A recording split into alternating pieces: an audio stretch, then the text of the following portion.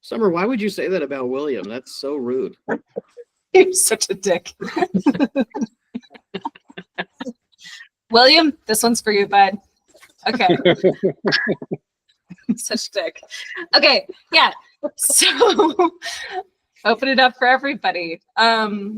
Anybody have something that really stands out that they've seen recently where they're like, fuck, that's a cool thing, or this is somewhere where I'm seeing design heading? The floor is yours. Yeah. Maybe, maybe let's do like a hand wave or something like that, just so we're not talking over each other. Oh, go ahead, Davis. I found the button first. So we had to do a lot of this for LTVA for obvious reasons, but to like, so that we could walk them through where we want to go with their website. So we ended up finding a bunch of cool shit, and so did Razid, which is, I think, a no shock to anybody. But we found a bunch of cool stuff to inspire the new LTVA website, which is kind of why we're doing crazy shit at the moment. But let me pull up a couple of them that were really fun for specific reasons. Now I'll say that, like, I think that the trend for 2025 will be people going over the fucking top. And at least that's what I'm seeing right now, is people going way over the top. And so the key is going out and finding stuff, figuring how to pull it back to an actually decent. But this website, and I think I've said this before, We're losing you, Davis. Yeah, what's going on with your audio? He's underwater, folks. Yeah. Of course, that sounds perfect, so keep going. I hit share audio, I think. Are we back now? Yes. Yeah. Thou feeling it now, Mr. Okay. Let me turn off the audio. So this website has a lot of really cool stuff going on, but like I said, it's all way over the top. It's overdone, so it's almost hard to love. But they have a couple of things on here that are great. Number one, like, this is the initial hero, and then as you scroll, that hero kind of has like CSS transitions to get us to the second hero. So they're using like in browser blur to like go in between images, and also like the positioning of the text as far as where it is, when it's fixed, when it becomes non-fixed, when it's showing, when it's not showing, is all really refined. So this type of stuff I think is really, really cool on the experiential side. But then we come down here and it just is too much. So we start to see this stuff scrolling horizontal, and like there's really brief moments between photos, and you kind of get confused at this point. So they found good nuggets, they put it into good position, and then you end up kind of poo-pooing on it by going too far. And then we come into this one also. So like they had things that were working well for them, and then they just went too far with it. And same thing with like this this modal that you end up scrolling out of rather than closing, which I thought was kind of interesting, that like you can pop this open, you scroll through it, and you read about it, and then you go back afterwards. You don't actually have to close the modal. That I thought was like pretty dope. I'd never seen that done before. And it's actually closed. So like if you scroll up, it's not there anymore. It's off the DOM. Then they do crazy shit again. They're like, here's another great idea. And then it's like they're like jamming the radar. It doesn't even, what the hell is this? And then they have this experience, which we're doing better for LTVA again, which is like telling a story with these photos that kind of take you from one place, mess with perspective, and then bring you into another area. So again, it's like, but it's done to much too big of a scale, much too complicated of a scale. They're like drag to explore and open more modals and see all these things. But these ones you can't actually interact with. They're just there for you to see. So it's just a very confused user experience. They have a lot of really good ideas, but they're done so poorly. And then they jam the radar again. And then we get here, and then it's a fucking horizontal scroll again. So it's like, and then I'm scrolling down and the screen's going up, which is like, any one of these things on their own are all kind of cool ideas except for this. This acid trip shit needs to not be there. But everything else is cool. And like, you scroll to unzoom here and the DOM kind of goes into place, which is okay. So anyways, I'm seeing a lot. This is the trend that I'm seeing, is I'm seeing that like brands want to have too much on their site before they actually push it out, rather than having one cool crowning feature or two or three. Is like the whole thing has to be over the top and over complicated in all of this. So this was a really cool example, at least pieces of it. And then the other one that we're pulling from is this Banff. So this hero is sick. And there's a lot of sick things going on about it. Like the fact that the position of the photo is responding to your mouse. It's kind of a cool idea, even though you probably can't do it for ADA. The fact that they have like clickable waypoints on top of it is a really cool idea. The fact that you can choose in between seasons is a really cool idea. The fact that it's a carousel, I don't love, but that adds things. But all of these things layered on top of each other in one block is just too much. So this is what I'm seeing right now, is that like we're seeing people take things too far. Good enough is not good enough anymore. And I think that people are wanting to take things too far. And the rest of this page is actually okay and kind of controlled well. But this to me is like, if you took off this like mouse following thing and you took off the fact that this is a carousel, I think this would be a fucking super cool hero. And if instead of following your mouse, you had some sort of scroll speed inside just to give you a little bit of visual intrigue, it's just take what you have and dial it down just enough. It doesn't have to be 15 things at once. So anyways, those were two really cool examples that we're going to be pulling from that have this theme of kind of having a good idea and pushing it way too far. Yeah, those were the design things.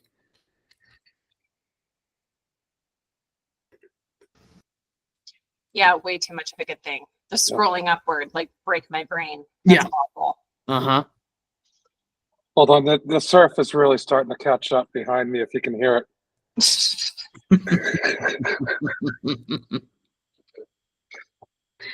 It is like the game Mist, Will. You're exactly right. Oh, I was hearing my computer. I thought you had audio, Davis, from first one. Yeah. It's funny to see things done well, and then like the little tip of too much and how poor it affects like the performance or the overall intention of something. Something I've been noticing is a lot of brands are going over the top like that, and they're not checking how things work on a mobile device, or somebody who has slow internet, or somebody who like can't necessarily experience the same thing. And while these sites are winning awards and they look really great, there's like almost like a Flash-esque feeling to some of these sites now, like where like they're not as nimble. Like there's something about making a carousel flickable and still having that like kind of like highbrow design edge to it, and it being like so slow that the browser can't handle it because there's too much green sock code being applied to it, or the way they're like rendering it has to be done in a certain way. Case in point, some of those like scroll out animations that require, an immense amount of JavaScript to do them. While they were done good in that example, I don't know how many sites I've been to where I'm just like, fuck it, I'm closing out. I can't do this. And you leave. And while it's splashy and it's great, like that's the difference between, I think, our mentality too, of like it still has to perform, especially in a DMO space. So also, oh, sorry. I was just going to say, I find it hilarious because it's not the same for all sites, but like for Tahoe South, nobody goes to the fucking homepage. So you could be doing all of that work and for 5% or less of the traffic, like it might not even be worth it, right? If people aren't always going to see that splashy page, they might just be going to actually see the content of your website, which is the point. Yeah, that's a difficult conversation that at least I've been having for a long, long, long time. Ever since Google picked up deep linking, right? It's just that your homepage doesn't play the same role as it used to. And yet it's still like you can get people to approve contracts that say the only thing I'll see in design is the homepage. It's still somehow the most important thing.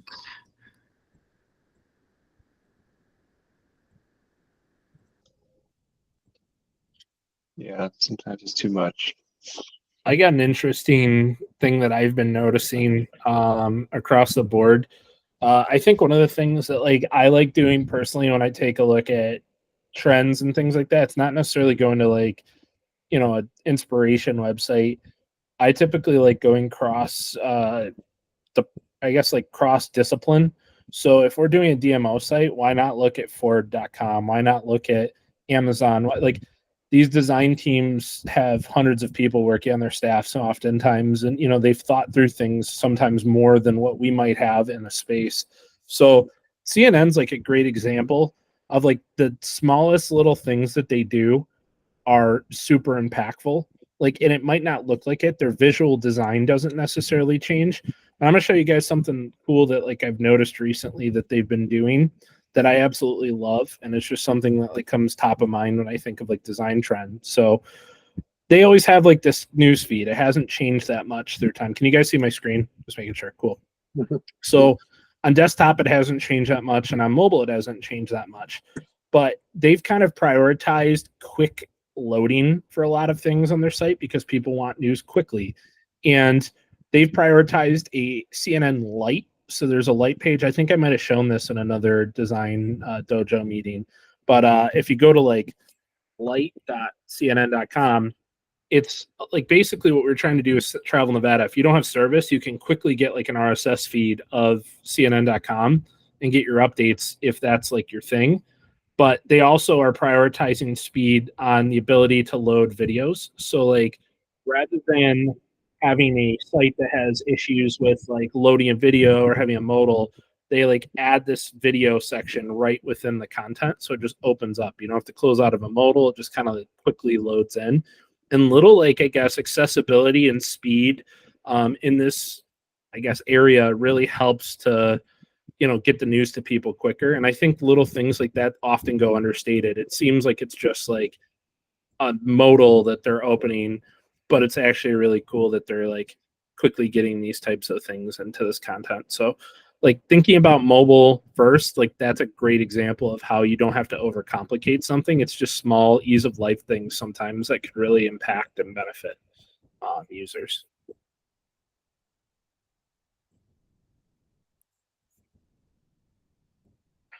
I know it's not as grandiose as like the cool looking design stuff, but I really love those type of things. Well, it's interesting to me that more people aren't so much more focused on the mobile experience, even though like it's been years now where that's the kind of primary place where people digest and view the web. So like why truly isn't this a mobile first view and an optimized mobile experience from here on out? Like I just don't know that we've fully gotten there yet with the trends. It's just wild to me. Putting all that emphasis into like a desktop experience when if you're thinking like a homepage of somebody, for example, 8% of their total traffic, but how much of that is desktop versus mobile? So it's even less than that. You know what I mean? Anyway. In a way, it's kind of like they're Instagramming their homepage too, like where people have that nervous energy to like check what's happened recently, which is like also nice when you can just like open something quickly. Like I find myself checking them often.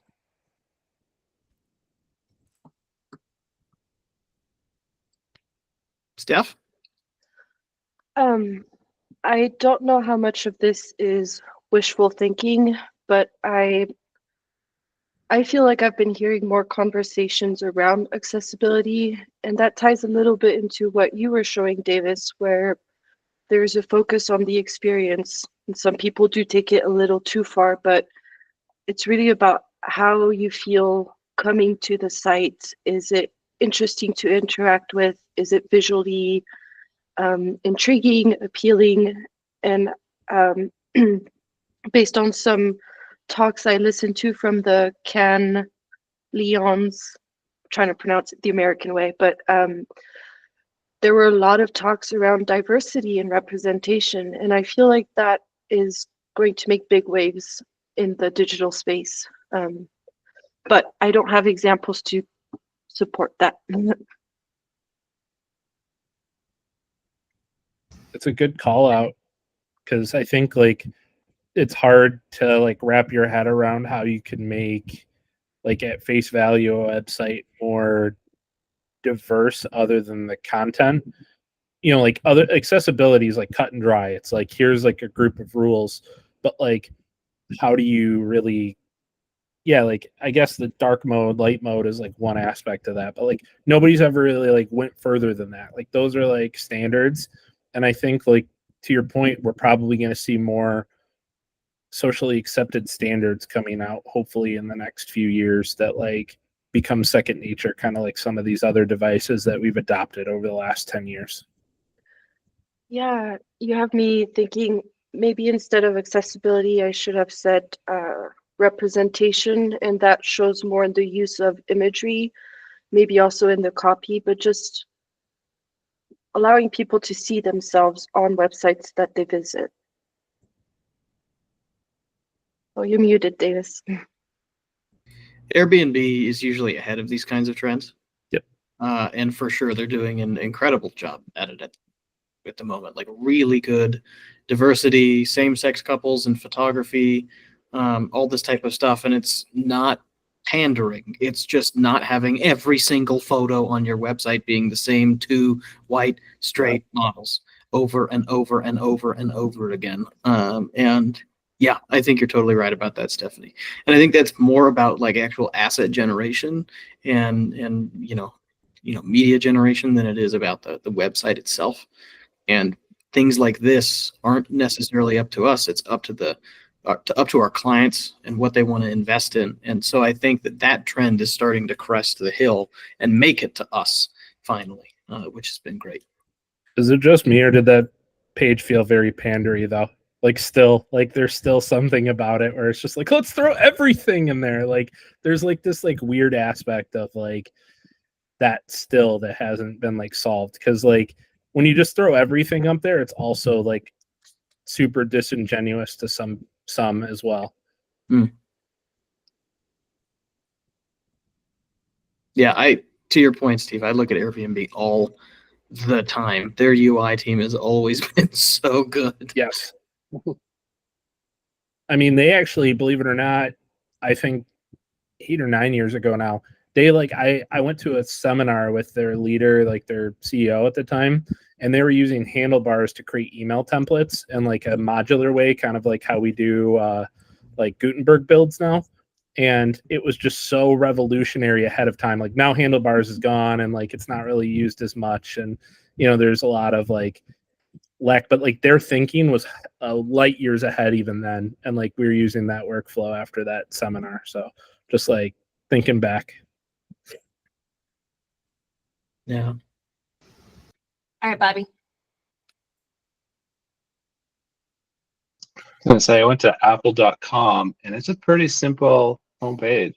And then you have to click into a product for it to get to a fancy. And I kind of do like that. I like it's interesting to think about where this is just personal experience. I don't know about design trends, like what's coming down the pipeline, but like something that catches your eye, and then when you come back to it, it's easy to get information. It's always nice for me. But the Apple homepage is like pretty simple, but then if you click into a product, then it gets crazy. You want to show it just so we have it on the recording? Sure.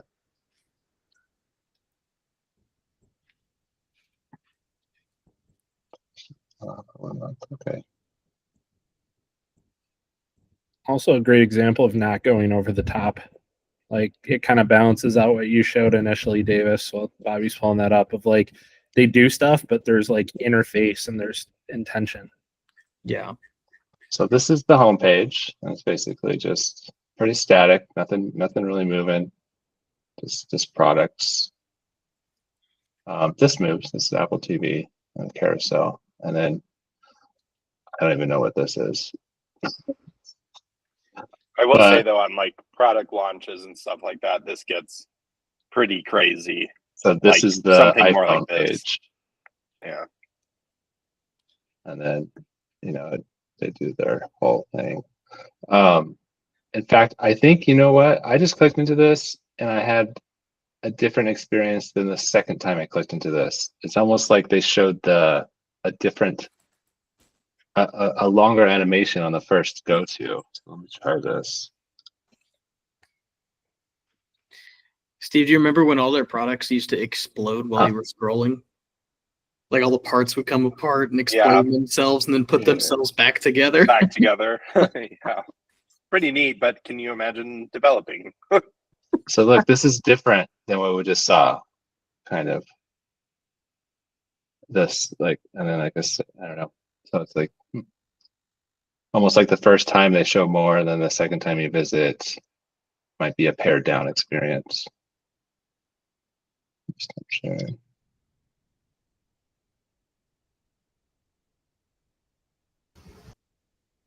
Okay, safe. Hey, okay. So I do have an example that I go back to time and time again that I just think it's a really great way of storytelling. So for those unfamiliar, the website's called Land of Ride. I'm just going to hard refresh it real quick. It just does a really wonderful job at telling a story through a series of just still photos. So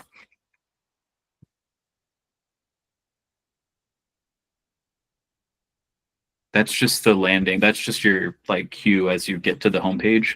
As you can see, the UI is super minimal, right? It's just massive H1. And then as you hover over, it starts playing this video in line. You can notice there's only, 4 CTAs within the top navigation. And then something that's really cool is choose land. It's like choose your own adventure, but they limit it, they narrow it down to just like 4 parts of the world that you can choose. You can choose the type of adventure that you want to do.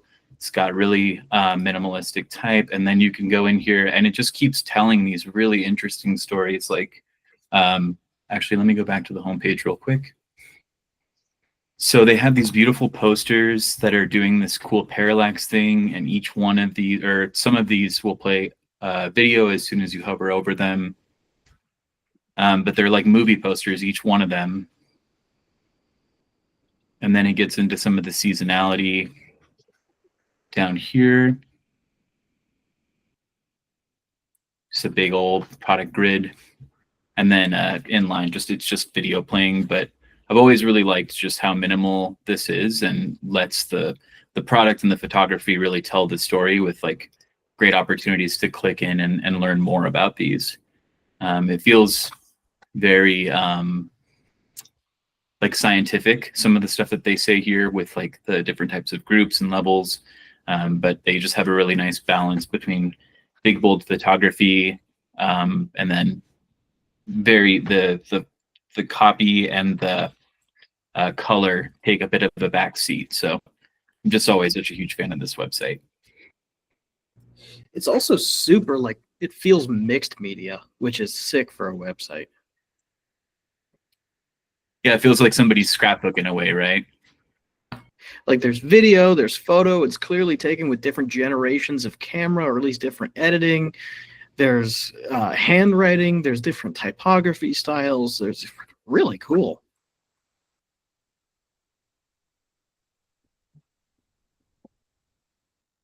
Yeah, that's my example.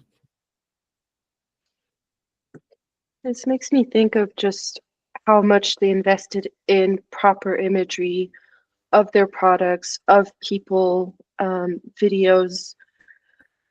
I'm just thinking even of Travel Nevada and some of the recent photo shoots we've done. There's so much value in having those good assets on your website. Absolutely. Yeah, I feel like this is all one big in-house team. It's not like this is like a third-party agency. It feels like they have ownership over every single aspect of their website, and that's hard to achieve. It's like there are a whole bunch of creatives who also really believe in the mission that they're doing. So yeah, I'm a big fan of this brand. I go back to it time and time again.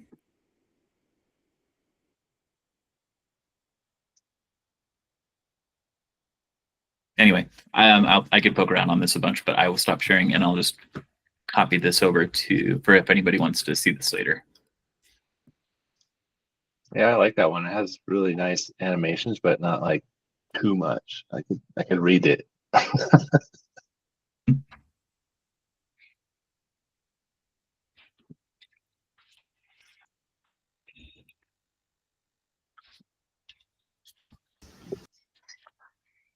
You know what I would love to see go away, other than slideshows and carousels?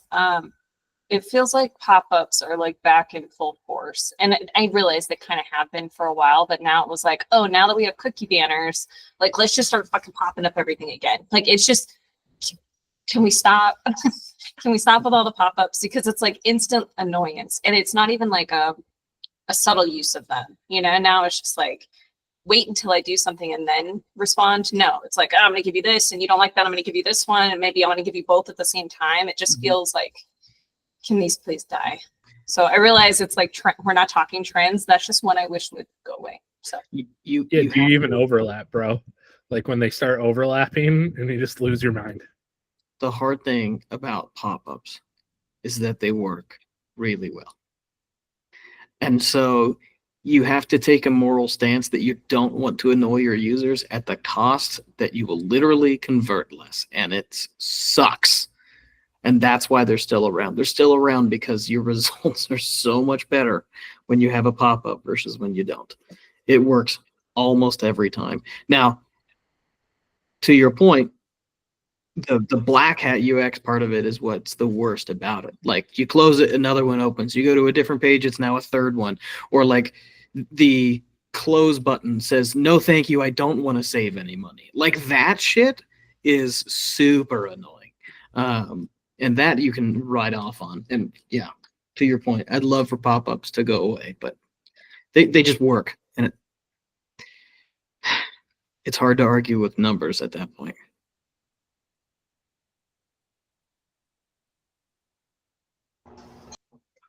Yeah, so about pop-ups, something I've seen on a lot of websites is the newsletter pop-up has gone away. What they've done is they've inlined it in content. So they'll be scrolling an article and there's like a newsletter widget in the middle of the article, which just blends in, right? You don't see it. But as soon as you scroll to a certain point, the whole site sort of like darkens and the form itself is lit up. So it becomes a focus. And it's not that intrusive, but it does bring focus to it. It's just not this annoying pop-up, but it is like pop-up light kind of. But then you scroll like a little bit more and it goes back to like, the whole site being focused. Yeah. It's the hey, listen, but on the web instead. Yeah, a little navy action. Yeah. But yeah, I've liked that. That has not felt bad when I've been on websites. So yeah. That one. Yeah, as a person who doesn't have Twitter, there's nothing more annoying than you have to look at this. The world's burning on Twitter because suddenly you click on it and it's like, oh, you can't even fucking look at it. Kick rocks. Same thing happens on LinkedIn. They're like, you can't look. It's a free account, but you can't even look. And that makes me so mad. Yeah, I just gotta say, LinkedIn's just become a spam cesspool at this point. Like we're really at that point. Like it's become what everybody used to hate. And you can always tell the same thing in websites. Like when like you go somewhere, it's like, wow, this thing is just here to get me to do something I don't want to do. Like separate me from my data. But when it's, to Roy's point, like when it's like a part of the experience, like it looks good. I'm like, you know what? That's a qualification for me to give my information away as a trust signal. So I would say like there's as much of like effort put in on those things, but like there's probably a good portion of audience that only submits their information if it's good enough. Yeah. Oh, I think New York Times does it pretty well. Another thing that's really nice when you get like newsletter, any sort of interaction with the website, remember that I've done this. Don't continue to bug me to sign up for something when I've already signed up. Yeah. That is so frustrating. So sites that don't do that, like far and few between, but they really stand out. Yeah. Nothing tells me they don't have a omni-channel marketing strategy quite like the pop-up continuing to trigger no matter how many times I've been there. Technically, if you want to just make it one step worse, it's inaccessible too. Burn. Burn.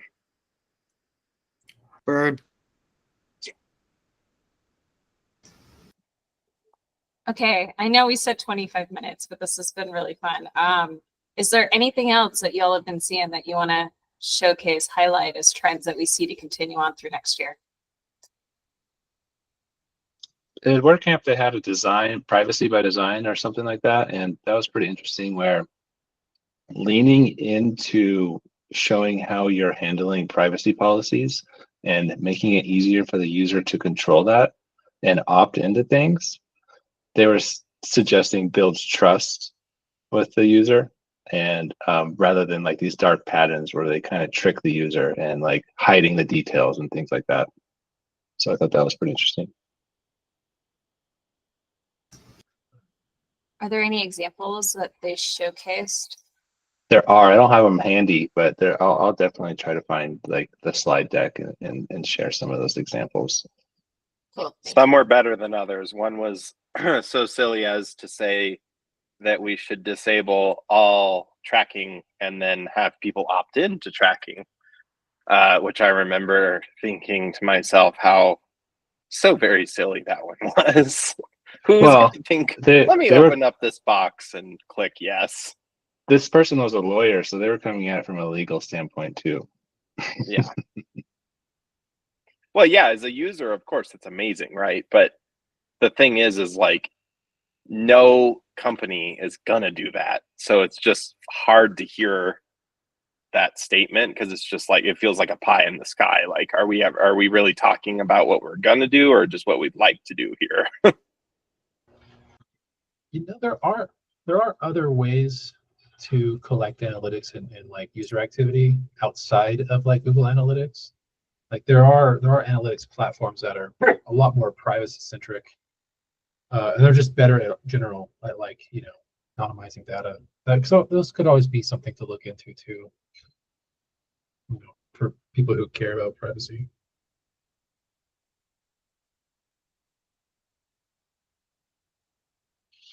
I actually I can't remember the last website I built for someone or a business where we actually used Google Analytics.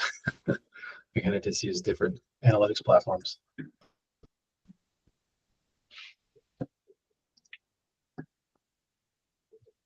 I know that's something our UK team has definitely been exploring, a lot of alternatives for sure.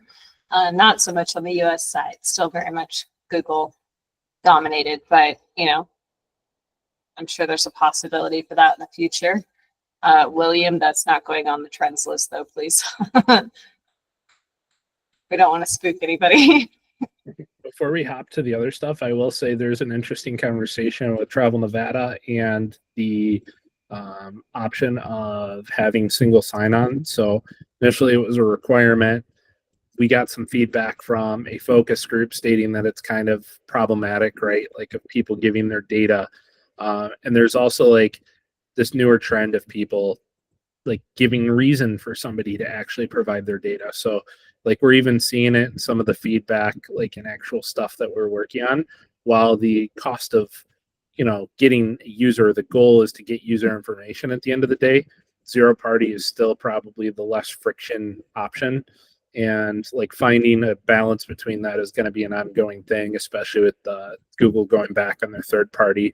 We're probably going to see a large portion of people go back to dark UX and, you know, mining and pirating data. And you're going to see another group that probably emerges that's doing things the correct way. So finding like the path forward is probably going to be interesting over the next 2 years, but zero party is still the leading trend, I think.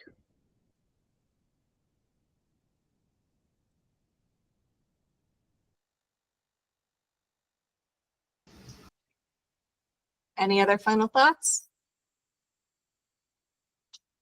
Okay, I'm gonna hit stop recording.